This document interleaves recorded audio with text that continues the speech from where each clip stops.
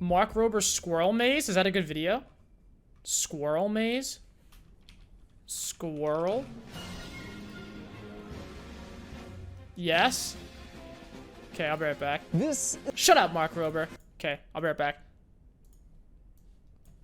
I'll be right back. Is a bird feeder, and everything to my left is my attempt at making it squirrel proof. If they want the bird seed, they will first need to pass through what is basically an 8-part Ninja Warrior obstacle course for squirrels. This course is extremely challenging. It is not for the timid of heart. But out of the gate, I will admit that in hindsight, that I completely underestimated my adversary. Now, if you're wondering why I would go through all this trouble, we need to go back 8 weeks ago when I found myself stuck at home and very bored. So I installed a bird feeder and decided to become a bird watcher. And it was just so lovely. Until they showed up. Now luckily my bird feeder had a wire cage around it big enough for the birds to slip inside, but small enough to prevent the squirrels from getting the food. And that worked really well until right here. For me, this was like the moment in Jurassic Park when they realized the velociraptors can open door handles. And once the door was open, it was clear this wasn't their first rodeo. They basically cleared this whole tube of birdseed by the end of the day. Mind you, this bird feeder was advertised as being squirrel proof, so I bought another squirrel proof bird feeder to replace it. It's got this outer cage suspended by some springs, and so if a bird comes and lands here, it doesn't weigh that much and it has access to the seeds. However, if a squirrel comes, they'll grab onto this cage. Its weight will force the springs down, thereby preventing access to the seeds. I have no idea how the squirrels could possibly outsmart this, but let's see.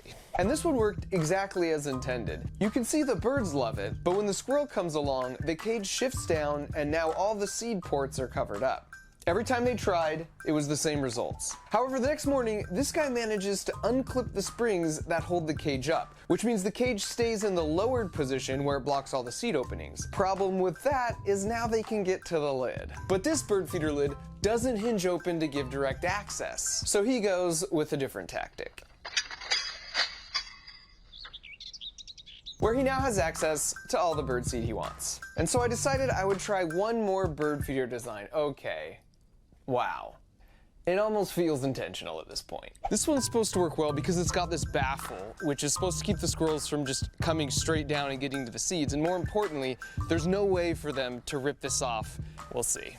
This one debuted to similar results. As he hangs by a few toes, this is when I really started to gain an appreciation for what they were capable of. It definitely seemed like this bird feeder was their favorite. Okay.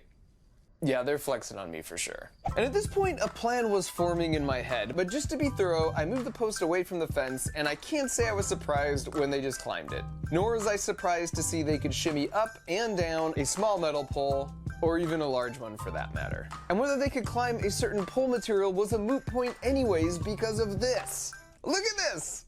These guys are basically freaking rodent-sized Simone Biles. And on some level, this is what it felt like when someone stole a package from my porch that didn't belong to them, and I harnessed that indignation, spending a year designing the glitter bomb bait package.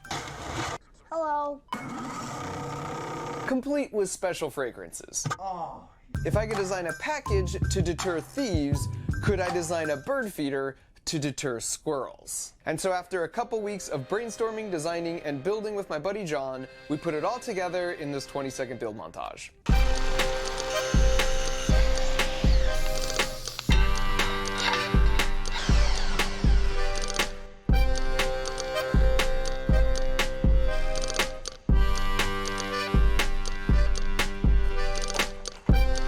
Here are the basic elements.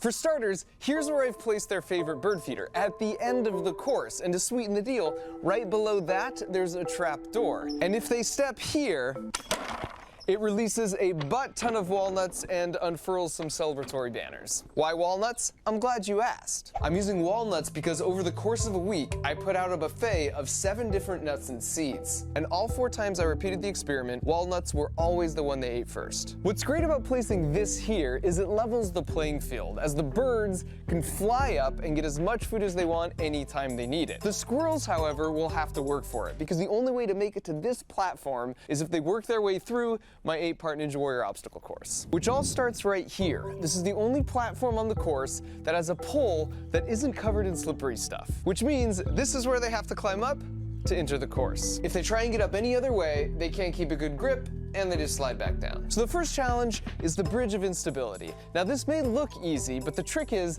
it attaches at a single point on each end. And from a physics standpoint, that makes it no different than trying to crawl across a tightrope. It's the same deceptive principle with that one carnival game that's so impossible. I broke it down in another video where I used physics to show which carnival games were basically scams and the science on how to beat them. Next up, the maze of 1,000 corridors. This one's a bit more cerebral, but if they make it through that, it will bring them to the pitchfork tumblers, which are inspired by the show Wipeout. But unlike Wipeout, I should point out that all these contraptions are squirrel friendly, and even with a little back force, they will break away and stop spinning. Now, if they can make it past the pitchfork tumblers of treachery, they come to one of my personal favorites, the home wrecker.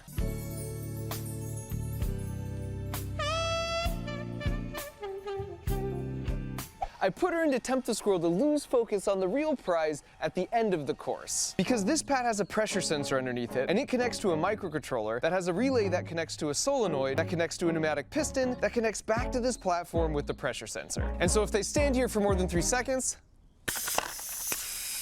they've got to start the course all over again. Next up is the sneaky bridge of deception. I've suspended a juicy walnut right in the middle, but there's no way this bridge will support their weight, so it'll be interesting to see how they approach it. The sixth challenge is called the tourist trap. It's actually a bit of a reward for making it this far. If the squirrel sticks their head through this board my wife painted, it's just a photo op they can hang on the wall of their tiny squirrel nest. I'll place a walnut here as an incentive for them not to miss this unique opportunity. The penultimate challenge are the quad steps of great elevation. This is taken straight from Ninja Warrior, and this is super tricky because these pads are all totally smooth and placed at a 45-degree incline.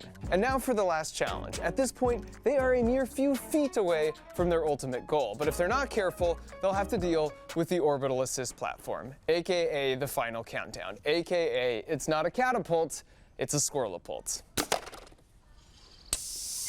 Which means they now have to go back and start all the way over from the beginning. Now, if they want to avoid that fate, they just need to stand on this pad for less than 3 seconds. But once again, I've placed a diversion here. This one projects an optical illusion of anything you place in the bottom of this dish. It's actually super trippy and looks even more impressive in real life because the projected image is 3D. They're like $9 on Amazon, and I put a link that explains the juicy physics of how they work in the video description. Now, with regards to squirrel safety, I know I seem to have this reputation of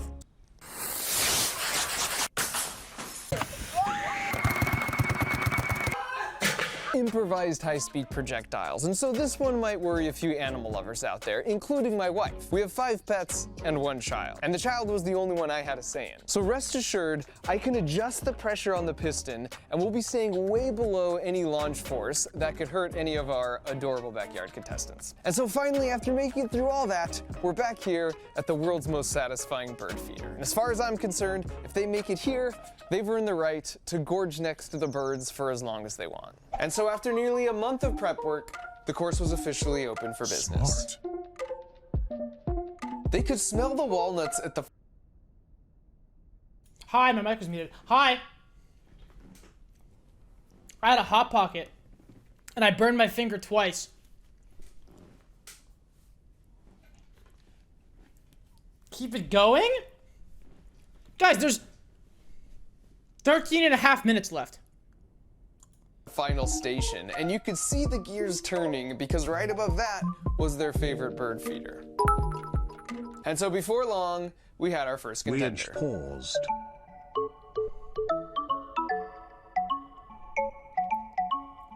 Go with another Hot Pocket? Honestly, I can. Smart. Super.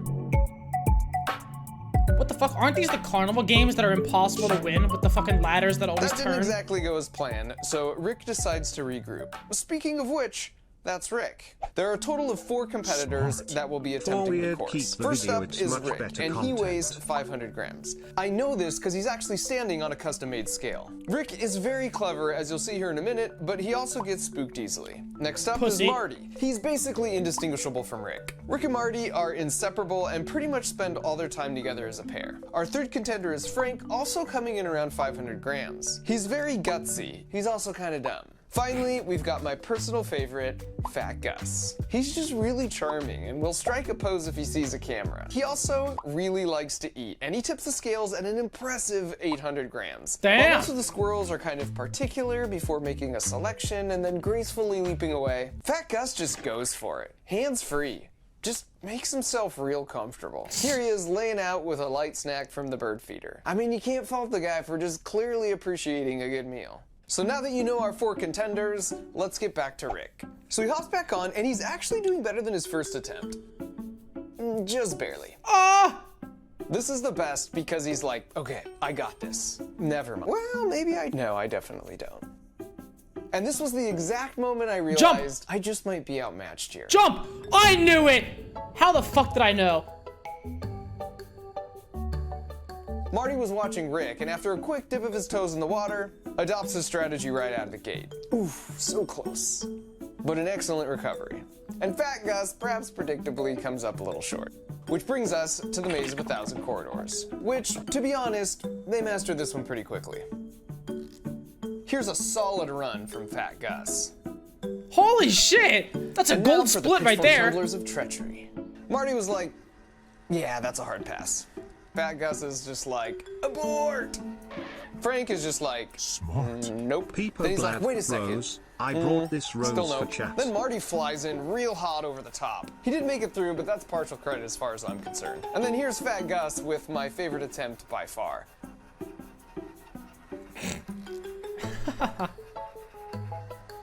And then Frank shows no fear, which helps him pull off this near-flawless run. Damn! And finally, Smart Rick surgically weaves his way through, essentially Damn! untouched. And I should mention, the squirrels were most active from 6 to 10 a.m., so every morning I've been getting up before the sunrise to start filming from in my house like one of those camouflage nature photographers. Only like a suburbanized version. I've also had a handful of streaming cameras rolling 24/7, That's which sick. has allowed me to make such discoveries as, we have the world's worst guard dog. Thanks for the help, pal. Now back to the homewrecker. You can see Rick is instinctively suspicious of this gold digger, and only for a brief moment puts his full weight on the Don't platform. mention gold I told you he was splits. smart. His You're buddy gonna Marty, on remind the me other of hand, Ah, you fucking stupid squirrel. she is a cruel mistress. And because I She's know got the my fucking wife is going bikini to on, ask though. me, Holy no, shit. this will not hurt the squirrel for 2 reasons. Number 1, they are amazing like cats and always land on their feet. And 2, they themselves were jumping from this height all the time, and in some cases, much higher. In fact, squirrels are one of the few mammals that can survive a fall from any height because they make their terminal velocity so low. I can see it told you right guys here. that They before. make their body as flat as God, I'm so possible, then smart. put their tail back to increase drag. They basically become their own parachute. And then right before they land, they pull in and fully extend their arms and legs to act as shock-absorbing landing gear. This is so cool. Now back to the course where even Smart Rick eventually lets his guard down, which is exactly when she strikes. But just like all the other obstacles so far, after a day or 2, they'd mastered it. In this case, even disregarding her offering of a fresh walnut. Now on to the Slinky Bridge of Deception, and this was the sleeper obstacle in my book. That is not a large gap, which they can easily jump, but having the Slinky there just threw them off somehow. You can see how much Frank is struggling here, and he's the brave one. And Rick only jumps when Marty shows up for emotional support. I wonder But why. like all the obstacles so far, after a day or 2, they'd mastered. Dude, I'm so- now on I'm to so our intrigued third to last now. obstacle, the tourist. But I kinda wanna trap. play And some this one games. was just a freaking delight. A little peanut I stopped it, butter would you guys be really did the pissed? trick here.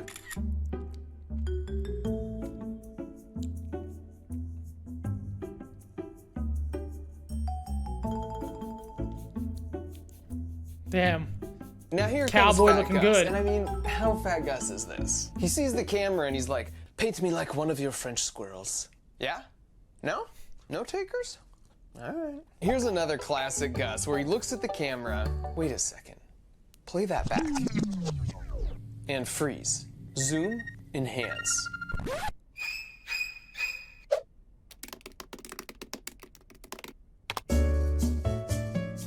Huh? Well, turns out Fat Gus is not a dude. And he's pregnant. which meant I was suddenly feeling real uncomfortable about all those weight comments. So after what a bit fucking of a pivot twist to smooth things over, we soldiered on to the quad steps of great What a elevation. twist! Frank comes in rather confident, almost to his demise, but he pulls off the smooth recovery. Oh, swaggy as So fuck. after not much time at all, they were looking pretty good here. In fact, one morning I noticed Marty totally skipped the last step altogether, which I took as a challenge, and so I removed the middle step to see what they would do. And who else but Fantastic Gus? Dude. Let's slow that down a bit. Do my bidding for food, Squirrel. Dude, They're they such fucking... amazing jumpers, so I suppose the quick mastery here wasn't a surprise. I mean, this right here is probably a 10-foot jump. And here's some classic so brave crazy. but dumb Frank. He'd already entered the course normally and made it to the home wrecker at least a dozen times by this point. And yet for some reason, he decides this 12-foot jump is his best course of action. Holy shit! Smart Rick was the first one to enter the course, so in the end, after about a week of effort, it was fitting he was the one to make it to the jackpot first. And he's so stoked, he apparently wants to run the whole course in reverse. In hindsight, we probably should have made the jackpot a little quieter. Here's Marty, as always, not far behind.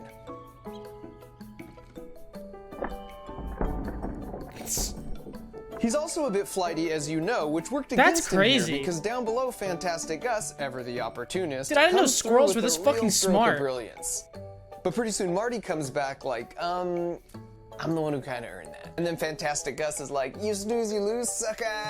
And might I just say, Fantastic Gus, when you sit like that, you don't look an ounce over 700 grams. Eventually, they learned that sound was a good thing, and they'd quickly return for their reward before Fantastic Gus got any ideas. So here's a single camera shot of a full run, and by the end, all of them could do the full course in less than 40 seconds. And while we're watching, What? you might be wondering what happened to the squirrel put. Unfortunately, they didn't really fall for my illusion much, but I'm about to show you the 2 times they did. And as a promise to my wife, I turned the pressure to only 40% full power, so the acceleration the squirrel would feel is about half a G, which is 10 times less than a typical roller coaster. Additionally, I never turned on either the home wrecker trapdoor or the launch platform when I wasn't actively watching from inside my house where I had a manual override button. Because as safe as it was, something about launching Fantastic Gus just didn't feel right. Now what you're about to see is going to look pretty You can fucking chaotic, slingshot but it when over we the check gate. slow-mo, Fucking send them out. amazingly, I'll show you how the squirrel is totally in control pretty much the whole time. Alright, now here's a second angle. Also, even if you don't trust my calculations, I can assure you that the squirrels did not care. In both launch cases, they were back up on the course in like 5 minutes. That's so Here's fucking the funny. slow-mo and see if you can spot the 2 critical things he does to make sure he lands feet down. His head stays Did you locked. catch it? His head's locked. You see that? The first critical moment is right here. He's already done the predictive math, and he's locked his head on the spot where he plans to land. And now his head will not Look at lose that lock the whole way down. That's fucking crazy. What's crazy is the time it takes. That's him what to I do said, all the Mark, dude. Me and predictive Mark math are on to the know same exactly where fucking- he will land and to lock his head is 300 milliseconds. Me and Mark are on That's the same exactly fucking- this long, literally less than the blink of an eye. That blows I my could shatter- mind. But if I you could think block a about shatter it, in it that makes time. sense these reactions would have evolved to be razor sharp if you live your life in the trees, constantly making split-second decisions. Now, besides picking the landing spot with his head, the second trick is with his arms. When he wants to keep his upper body from rotating, he has his arms out. But the moment he wants to rotate his upper body quickly, he tucks them in. And then when he wants to stop rotating, he extends them out Amazon again. Watch Party Web. This is straight up conservation of angular momentum. It's I the don't know same what that trick means. ice skaters use. Basically, bring your limbs in if you want to rotate fast, extend them out if you want to slow the rotation. My buddy Destin from Smarter Everyday also made a video analyzing how cats always land on their feet, and they do the exact same 2 tricks. The Kitty. head target lock and bringing limbs in to rotate and out to stop rotation. Here's the second launch. And this may look like pure luck in real time, but the slow-mo tells a different story. In that Did it- amount they of just- time, he's already made a slight lateral push in that direction and locked his landing target with his head. What? We know from the previous clip he can He rotate landed his up body top to any right? orientation, but he doesn't in this case because he sees his small push has already aligned him for the That's perfect fucking landing. crazy. That's just so cool. And so after those 2 physics demonstrations, I disabled both the launcher and the home wrecker trapdoor and just let them enjoy the course in peace. As far as I was concerned, they had earned it. Plus, after spending a month together, we were sort of bros by this point. If they saw me coming out to work, they would certainly jump away, but then they'd just quickly be right back.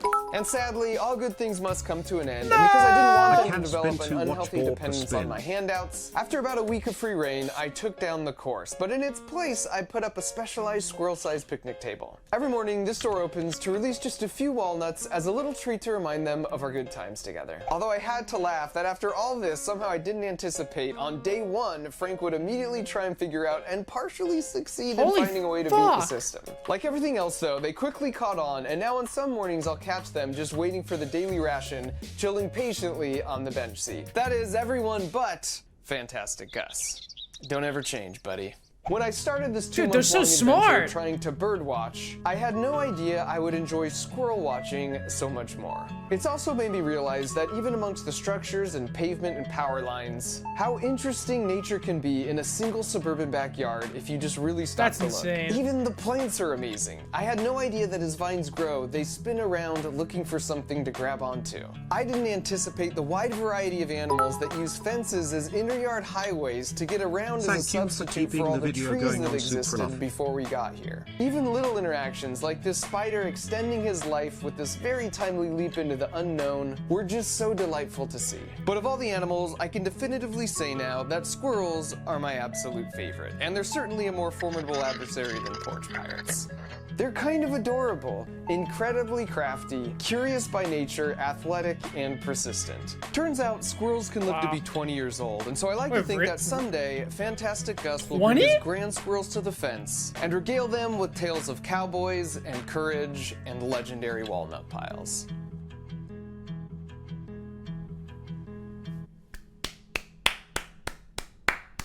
If you find yourself bored and you like the idea of Very nice. Very good, very good video. I'm sorry, wait. Average lifespan of a squirrel. What the fuck is an alpine marmot? Smart.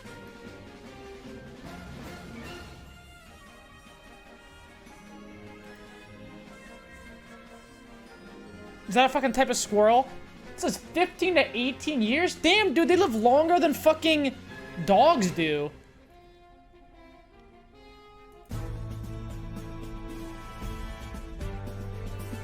Let's get down to business to defeat the Huns. Did they send me daughters when I asked for some?